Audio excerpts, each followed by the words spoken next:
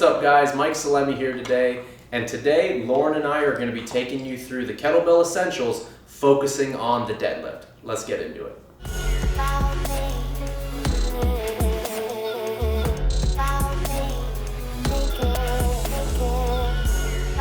So to begin, Lauren, what I want you to do, go ahead and just set up on the deadlift like you normally would, and let's knock out at least 8 to 10 repetitions. So the deadlift is going to be one of the most, if not the most important movements and lifts that you as a beginner entering into kettlebell training needs to know. One, it's a fantastic movement where you're going to learn how to maintain your spine as you move through a hinging pattern. This is not only going to show up on the deadlift, but especially on movements like the swing, the clean, the snatch, more advanced movements that we utilize super commonly with the kettlebell. If you're missing actual awareness, control, and integrity when you're moving through the deadlift, it will show up later down the road as so many issues. So the more time that you focus on it now, it's going to pay itself in dividends later down the road. So let's go over some of the setup. I want to walk Lauren through the key points that I want you to know and practice, and then I'll show you a few different variations on the deadlift so you can add more on the deadlift, so you can add more to your training. So to begin, the feet are approximately shoulder width. This is just a classic stance. Oftentimes, I like the stance to be basically more or less what I'm going to do with the swing, which is maybe a little bit wider, but for this, when you're starting off, shoulder width is perfectly fine, even a little more narrow.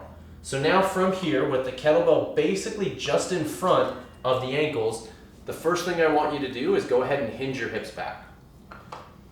Now, once your hips are hinged back as far as you can, or relatively speaking, then you'll go down and reach the handle. I'm going to have Lauren hold this position as I break down a few things.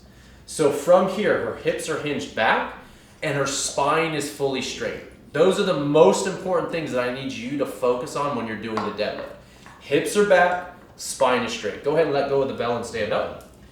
As you shake it out, let's go ahead and have you face the side now. If you cannot hinge your hips back and maintain your spine, then what I need you to do is grab a box, grab a few weight plates, do whatever you got to do to elevate the kettlebell, so now it's going to be a shorter range of motion that you actually can maintain your spine. So go ahead once again and hinge your hips back. Good. Grab the kettlebell handle. Now hold this position. So as you can see, her spine is nice and straight. If I were to draw a line from the crown of her head through her spine and through her tailbone, it's one line. Now before she lifts, let's go ahead and drop the shoulders away from the ears. Now I want you to bend that kettlebell handle and rotate your elbow creases forward. Perfect. Take one big gulp of air, tighten your belly, and stand up. Good. Let's do 5 reps. On your 5th rep, I want you to hold at the top.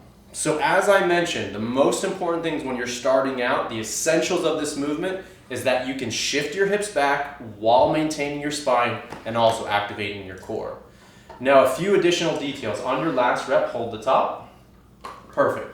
So now from the side, go ahead and keep looking straight. If we were to draw a line basically from the front of the ankle to the center of the knee to the hip to the shoulder, through the ear and the head, it should be one long line.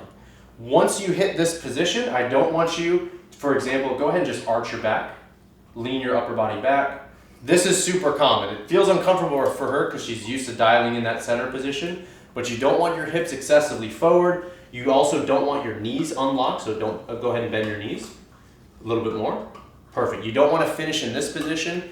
I need you to stand fully straight, squeeze your thighs, squeeze your glutes, engage your abs, bring your shoulder blades together just a little bit, and get tall. This is the finished position on the deadlift, and this is also the finished position on the swing. Go ahead and control the weight back down.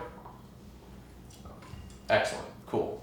So those are some key essentials on the deadlift. Hinge the hips back, maintain the spine, and when you stand tall, it should be one integrated line from all the way to the feet to the head. Now very quickly, I'm just going to demonstrate a few other variations that you can do with the deadlift. What Lauren just showed was the two-handed deadlift, the classic version using a deadlift stance, okay? If you wanted to do something like a single arm deadlift and you're a beginner, now we're going to work a little bit of rotation from the spine, but all the same rules apply. You hinge the hips back, grab the handle, set the shoulder and activate your lat. Then from here, you're going to hinge up and stand tall. You can focus on one arm at a time, or if you want, you can switch. Lower and down, switch. And now you've got some rotation in the spine. It's going to work the core a little bit more.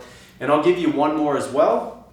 We just worked single arm, but now let's go ahead and offset our foot. So we did our classic stance before, but if I drift one foot slightly back into a staggered position, I'll show you a little bit from the side here. Small step back, not big. Small step, rear heel elevated. Now from here, you hinge the hips back. The leg that is back, heel elevated, that's the arm that's down. Then all the principles apply. Set the shoulder, activate your core, spine is straight, and stand tall. The rear heel stays up the whole time.